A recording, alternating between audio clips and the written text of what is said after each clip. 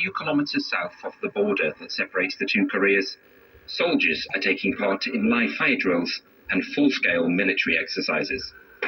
Every 3 months, South Korean soldiers and their American allies train here together.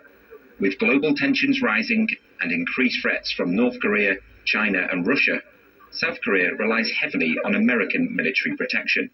Some 28,000 troops are permanently stationed in the country. Korea is a very important ally for the U.S.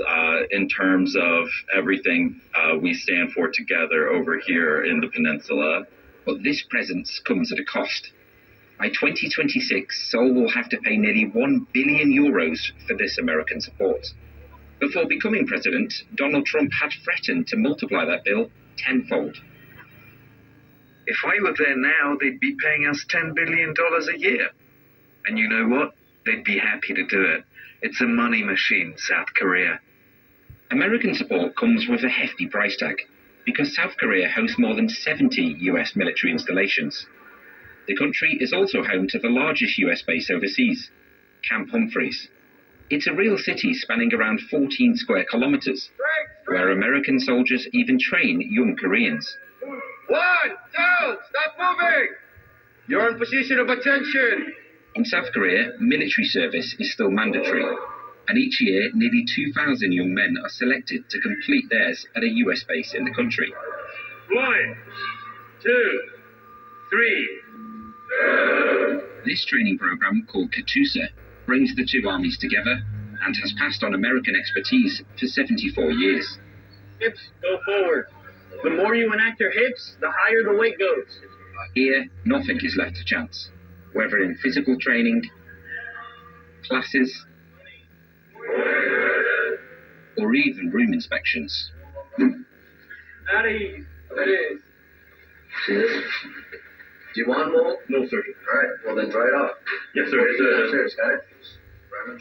It seems like a small thing, right? But small things on the battlefield can result in life and death, right? Yes, sir. In South Korea, the cost of this American support is a sensitive issue. But this Korean instructor says he's proud to work alongside American troops. The importance of the joint operation emerging. So the KATUSAs right now, they're going to be the key point. If we don't have a system like this, all the joint operations between the U.S. and ROK forces cannot be a success. But not everyone agrees.